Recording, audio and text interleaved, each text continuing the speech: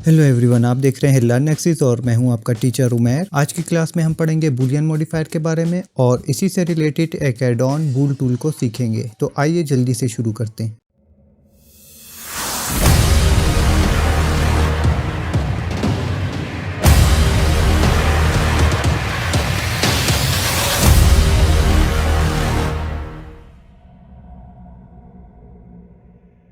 तो हम आ गए अपने ब्लेंडर के अंदर और यहाँ से मैं कैमरा और स्लाइड को डिलीट कर दूंगा। बूलियन मॉडिफायर यूज़ करने के लिए हमारे पास दो या दो से ज़्यादा ऑब्जेक्ट्स होने चाहिए। हमारे पास यहाँ पे एक क्यूब मौजूद है और इसके साथ मैं एक ऐड कर लूँगा यूवी स्फीयर। इसको थोड़ा सा हम ऊपर कर लेते हैं, जस्ट लाइक दिस।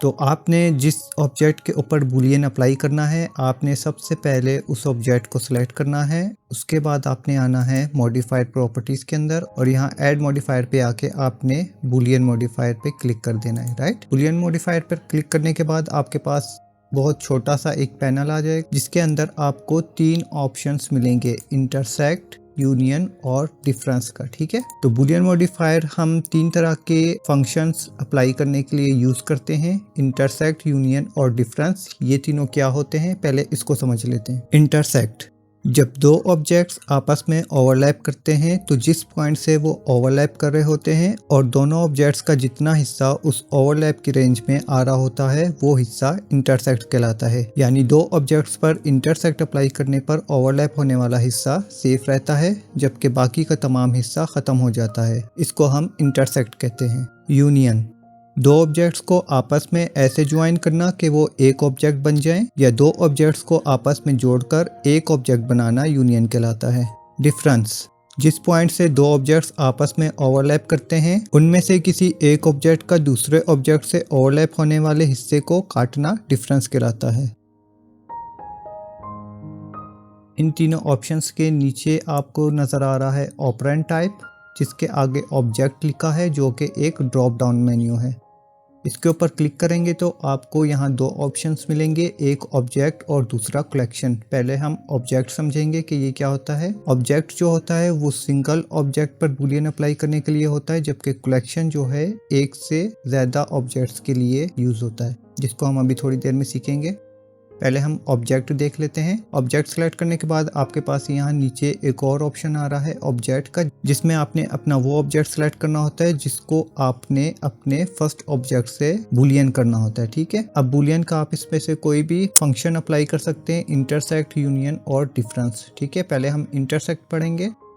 तो यहाँ पे हमारा सेकंड ऑब्जेक्ट है एक स्फीयर, ठीक है, जो कि आपको यहाँ आउटलाइनर में भी नजर आ रहा है।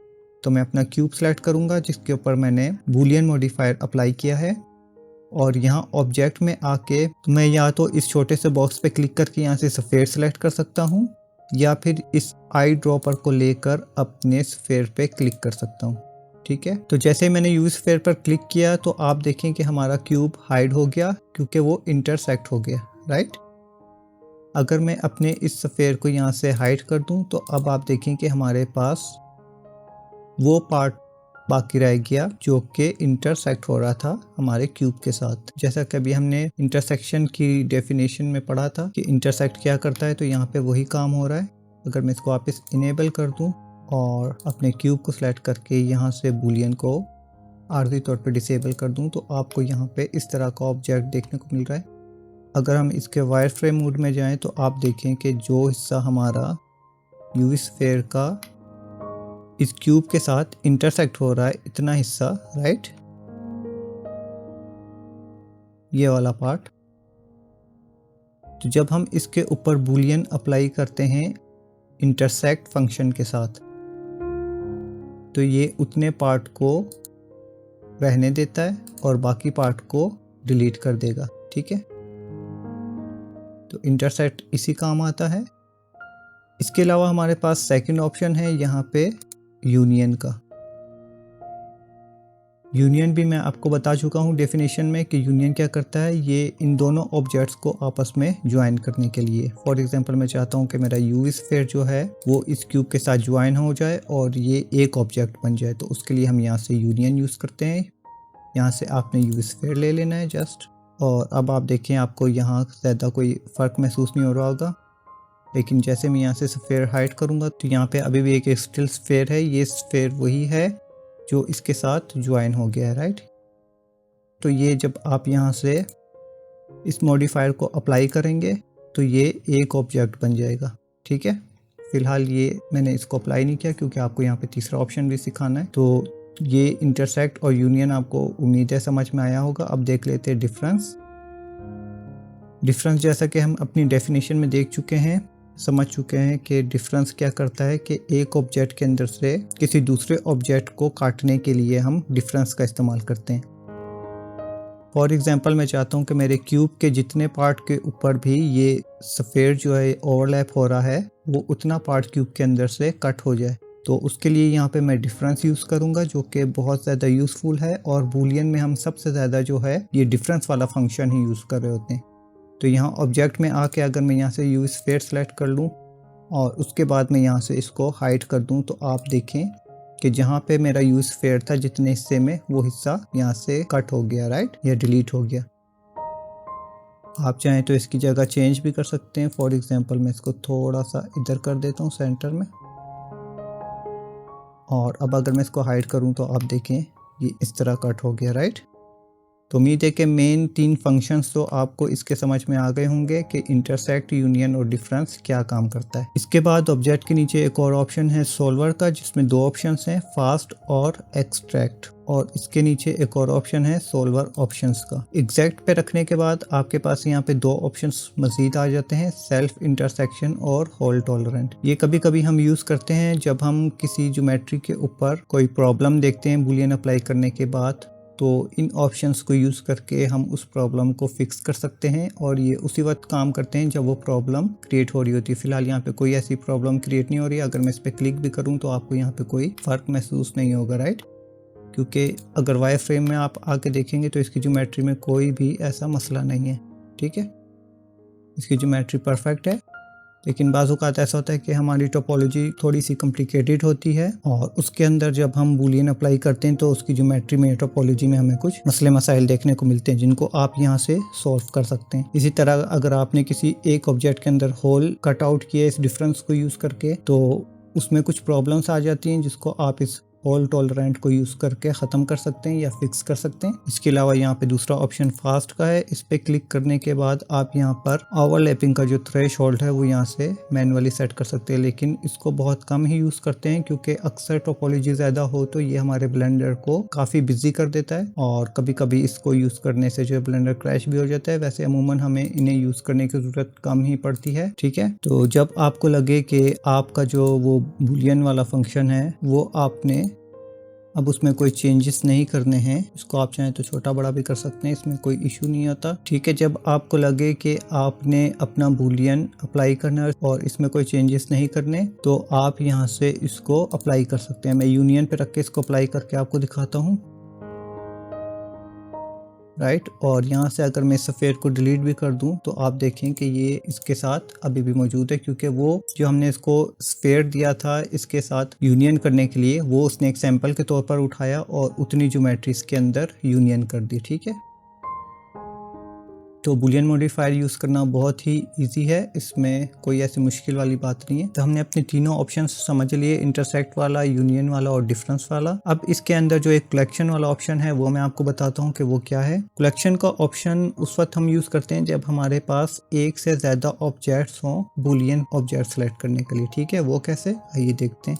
मैं इस कैमरे को डिलीट कर देता हूँ और इस लाइट को डिलीट कर देता हूँ, और इस डिफ़ॉल्ट क्यूब को मैं थोड़ा सा स्केल कर दूंगा वाई एक्सिस में, जस्ट लाइक दिस, और मैं शिफ्ट ए प्रेस करके ले लूँगा यहाँ से एक यू स्फेयर, इसको थोड़ा सा ऊपर कर लेते हैं इतना, और इसको उठा के यहाँ पे रख देते हैं, ठीक है। थोड़ा सा मैं इसको स्केल डाउन कर लूँगा, इसको राइट क्लिक करके शेड स्मूथ कर लेते हैं जस्ट लाइक दिस, और इस क्यूब को भी शेड स्मूथ कर लेते हैं जस्ट लाइक दिस। और अब मैं शिफ्ट डी प्रेस करके इसकी एक डुप्लीकेट लूँगा, फिर शिफ्ट डी प्रेस करूँगा, एक और डुप्लीकेट लूँगा, इसको यहाँ पे रख देते हैं। अब हमारे पास 3 ऑब्जेक्ट्स हैं और मैं चाहता हूँ कि ये तीनों ऑब्जेक्ट्स इसमें से डिफरेंस हो जाए या कट जाए। लेकिन अगर मैं इसको यहाँ पे सिलेक्ट करके यहाँ से बूलियन मॉडिफायर अप्लाई करूँ तो यहाँ मेरे पास ऑब्जेक्ट में सिर्फ एक ही ऑब्जेक्ट सेलेक्ट करने का ऑप्शन है, ठीक है। ये तीनों मैं एट ए टाइम सेलेक्ट नहीं कर सकता। इन तीनों को एट ए टाइम सेलेक्ट करने के लिए मुझे क्या करना पड़ेगा कि इनकी एक कलेक्शन बनानी पड़ेगी, या अगर सादा अल्फाज में कहूँ तो इसका एक फोल्डर बनाना पड़ेगा। अगर आप यहाँ आउटलाइनर में देखें तो आपको यहाँ पे एक कलेक्शन मिल रही है जो कि एक फोल्डर की तरह काम करती है। तो हम यहाँ पर एक न्यू कलेक्शन बनाएंगे इन तीनों यूज स्फीयर की, जो कि बनाना बहुत ही ईजी है। मैं शिफ्ट होल्ड करके इन तीनों को सिलेक्ट करूंगा, उसके बाद अपने कीबोर्ड से M प्रेस करूंगा, ठीक है। M प्रेस करने के बाद आपके पास यहाँ पे कलेक्शन मेन्यू ओपन होगा, जिसमें आपने यहाँ न्यू कलेक्शन के ऊपर क्लिक करना है। न्यू कलेक्शन पे क्लिक करने के बाद ये आपको इसका एक नाम रखने का ऑप्शन देगा। तो मैं यहाँ पे अपना बूलियन लिख देता हूँ, आप कुछ भी लिख सकते हैं, ये जस्ट प्रैक्टिस के लिए है, और यहाँ से ओके करता हूँ। तो अब आप आउटलाइनर में देखें कि मेरी एक कलेक्शन वो है जिसमें मेरे पास क्यूब पड़ा है, और इन तीनों यूज स्फीयर की इसने एक अलग से कलेक्शन बना दी या फोल्डर्स बना दिए, राइट। अब मैं इस क्यूब को सिलेक्ट करूंगा और यहाँ ऑपरेंड टाइप में आके ऑब्जेक्ट की जगह कलेक्शन ले लूंगा, और नीचे आप देखें कि अब ऑब्जेक्ट की जगह कलेक्शन लिखा आ रहा है। इस कलेक्शन के ऊपर क्लिक करके मैं यहाँ से अपने बूलियन वाली कलेक्शन ले लूंगा। बूलियन वाली कलेक्शन लेते ही इसने इसके ऊपर उसको अप्लाई कर दिया है। अगर मैं यहाँ से बूलियन वाली कलेक्शन को हाइड करूँ तो आप देखें कि हमारा बूलियन अप्लाई हो चुका है, राइट।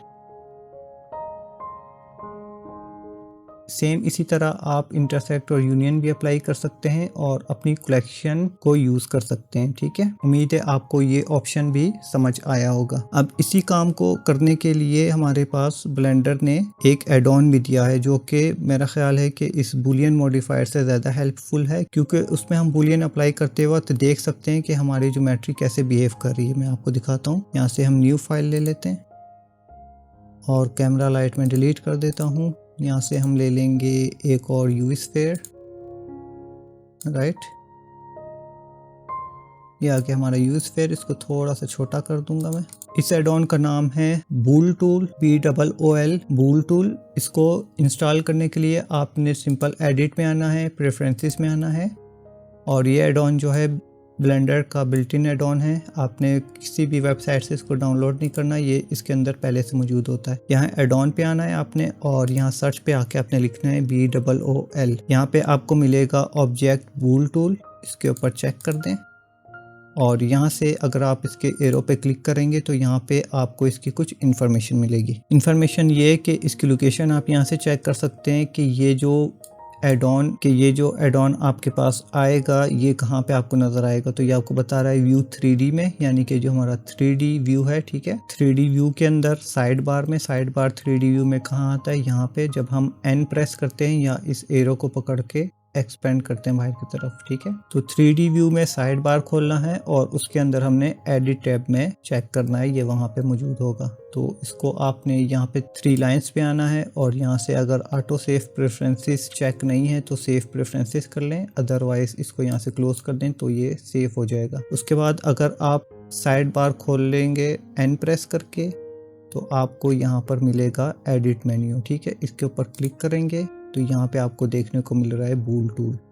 इसको जब आप खोलेंगे, एक्सपेंड करेंगे, तो आपके पास वो तमाम ऑप्शंस यहाँ पे मौजूद हैं जो आपको मॉडिफायर के अंदर दिखाई दे रहे थे, लेकिन इसमें एक ऑप्शन एक्स्ट्रा है स्लाइस वाला, जो कि बहुत ही यूजफुल ऑप्शन है। इसको भी हम अभी देखेंगे कि ये क्या करता है। आपके पास यहाँ पे 2 कैटेगरीज हैं, एक ऑटो बुलियन है और एक ब्रश बुलियन है। ऑटो बुलियन क्या करता है कि आपका जो बुलियन इफेक्ट है या बुलियन का जो भी फंक्शन आप यहाँ से अप्लाई करेंगे वो उसी वक्त उसके ऊपर अप्लाई हो जाएगा। फॉर एग्जाम्पल मैं अपना क्यूब सेलेक्ट करता हूँ, उसके बाद मैं सेलेक्ट करता हूँ, आपका जो ऑब्जेक्ट है जिस पे आपने अप्लाई करना है बुलियन, वो आपका एक्टिव ऑब्जेक्ट होना चाहिए, यानी कि आपने उसको लास्ट में सेलेक्ट करना है, ठीक है। तो मैंने इनको सेलेक्ट किया और मैं यहाँ से चाहता हूँ कि ये डिफरेंस हो जाए, ठीक है। तो मैं जैसे ही डिफरेंस पे क्लिक करूंगा तो आप देखें कि ये बुलियन जो है इसके ऊपर एकदम अप्लाई हो गया और हमारा ऑब्जेक्ट क्या हो गया, इसमें से कट हो गया, राइट। लेकिन अगर मैं इसको Ctrl+Z कर दूं वापस और इस वाले डिफरेंस पे क्लिक करूं ब्रश बुलियन पे, तो आप देखें कि क्या हुआ, हमारे पास एक क्यूब बना हुआ आ गया और हमारा जो स्फीयर था वो हाइड हो गया। लेकिन इसकी मज़ेदार चीज़ ये है कि ये अभी तक इस पे अप्लाई नहीं हुआ है।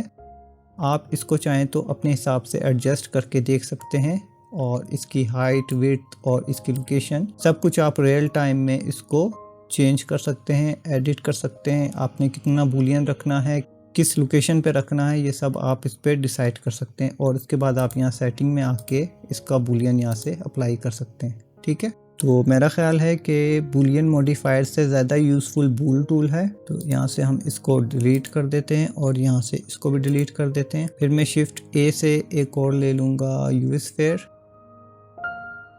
और इसको मैं रख दूंगा यहाँ पे, और मैं इस यूवी स्फीयर को सिलेक्ट करूंगा, फिर क्यूब को सिलेक्ट करूंगा और फिर मैं क्लिक करूंगा स्लाइस के ऊपर। ठीक है, स्लाइस के ऊपर क्लिक करने पर क्या हुआ, आप देखें कि मेरा जितना पार्ट भी इसके साथ ओवरलैप हो रहा था क्यूब के साथ, उसका एक स्लाइस बन गया। ऊपर वाला जो इसका पार्ट था वो डिलीट हो चुका है, लेकिन जो इसके साथ ओवरलैप होने वाला पार्ट था वो एक स्लाइस बन गया है। यानी कि उसने इसको कट भी किया ऑब्जेक्ट के ओवरलैप होने वाले पार्ट को, और उस पार्ट को यहाँ पे छोड़ भी दिया, जस्ट लाइक इंटरसेक्ट। ठीक है, जैसा कि इंटरसेक्ट करने के बाद हमारे पास उसकी एक ज्योमेट्री बच जाती थी, तो ये स्लाइस क्या करेगा कि आपके ऑब्जेक्ट को कट भी करेगा और आपस में इंटरसेक्ट होने वाले पार्ट को डिलीट भी नहीं करेगा। ये भी कई जगहों पर यूज़ होता है। इसी तरह सेम आप इसके तमाम ऑप्शंस यूज़ कर सकते हैं, डिफरेंस, यूनियन, इंटरसेक्ट, और आप चाहें तो ब्रश टूल यूज़ कर सकते हैं, जो कि मेरा ख्याल है बहुत ज़्यादा यूज़फुल है निस्बत ऑटो बूलियन के और बूलियन मॉडिफायर के। तो यही काम था इस बूल टूल का और बूलियन मॉडिफायर का। बहुत इजी है, आगे चल के हम इसको यूज़ भी करेंगे, बल्कि कोशिश करेंगे नेक्स्ट प्रैक्टिस क्लास जो है वो बूलियन टूल के ऊपर मैं रखूं और आपको उसमें कुछ बना के बताऊं। उम्मीद है आपको बूल टूल और बूलियन मॉडिफायर की समझ लग गई होगी। अगर कुछ भी समझ ना आया हो तो आप कॉमेंट करके पूछ सकते हैं। बूलियन मॉडिफायर और इससे related add on bool tool को हमने सीख लिया। अब मैं आपको बताता हूँ कि आपने बूलियन अप्लाई करने के बाद इसके ऊपर मटेरियल कैसे अप्लाई करना है, जिसमें अक्सर बिगनर्स कंफ्यूज हो जाते हैं। तो आइए चल के देखते हैं कि हम बूलियन अप्लाई करने के बाद मटेरियल कैसे अप्लाई करते हैं। मैं एक न्यू फाइल ले लूंगा यहाँ से और इन दोनों को डिलीट कर देंगे। फॉर एग्जांपल मेरे पास यहाँ पे एक क्यूब है जिसको मैं Z एक्सिस में मूव करके ग्राफ के ऊपर कर लूँगा। उसके बाद मैं शिफ्ट A प्रेस करके लूँगा एक यूवी स्फीयर, इसको हम कर लेंगे ऊपर, और मैं इसको कर दूंगा राइट क्लिक करके शेड स्मूथ, और क्विक फेवरेट मेन्यू से ऑटो स्मूथ कर दूंगा। उसके बाद मैं क्यूब को सिलेक्ट करूंगा और यहाँ से मॉडिफायर में आके बूलियन मॉडिफायर लूंगा, डिफरेंस पे क्लिक करूंगा और यहाँ से ले लूंगा अपना स्फीयर। ठीक है, तो अगर मैं यहाँ से स्फीयर हाइड करूँ तो आप देखिए यहाँ पे इसके ऊपर ये अप्लाई हो चुका है। इसकी लोकेशन थोड़ी सी मैं चेंज कर लेता हूँ, यहाँ से इस तरह कर लेते हैं, और इस क्यूब को भी शेड स्मूथ कर देते हैं। अब ठीक हो गया। अच्छा, अब फॉर एग्जांपल मैंने इसके ऊपर एक मटेरियल अप्लाई करना है। मैं यहाँ मटेरियल प्रीव्यू ले लेता हूँ और यहाँ से मटेरियल पे आके मैं इस पे अप्लाई कर देता हूँ रेड कलर।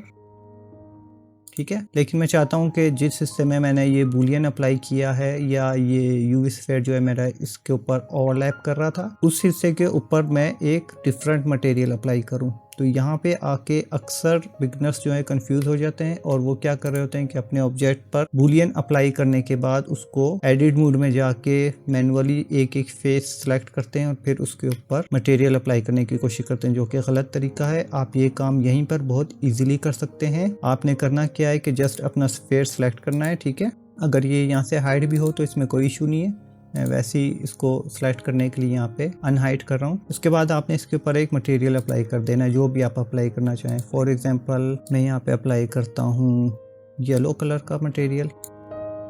ठीक है, और मैं इसको कर देता हूँ रफनेस इसकी फॉर एग्जांपल मैं रखना चाहता हूँ 0.200, और इसकी रफनेस भी मैं रेड वाले की कर दूंगा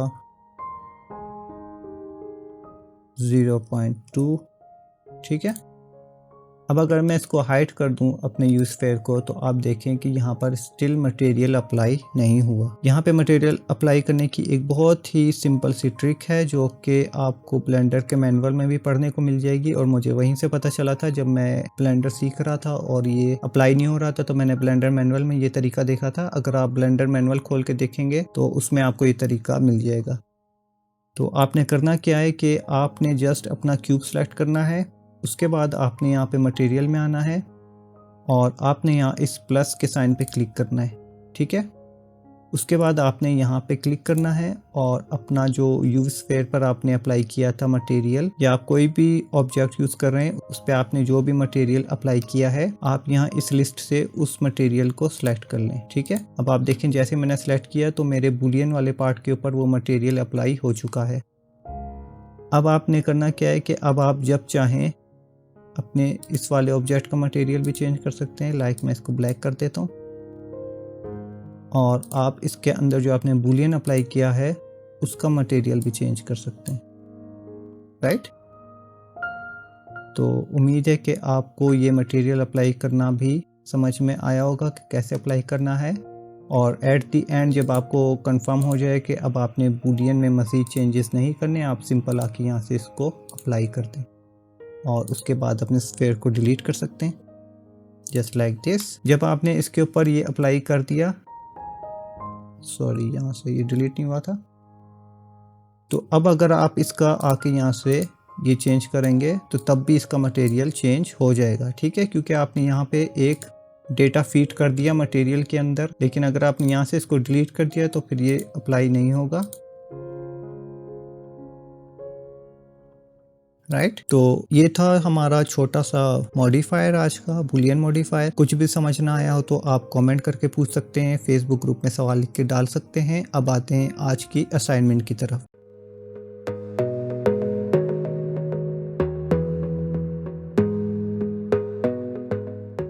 जी जनाब, आज की असाइनमेंट ये है कि आपने इस बुलियन के इन तीनों ऑप्शंस को यूज़ करना है, इंटरसेक्ट को, यूनियन को और डिफरेंस को। और इन तीनों को यूज़ करके आपने कुछ ना कुछ क्रिएट करना है। लाइक आप क्यूब के ऊपर अप्लाई कर दें, इंटरसेक्ट अप्लाई कर दें, यूनियन अप्लाई करें, फिर डिफरेंस अप्लाई करें, ठीक है।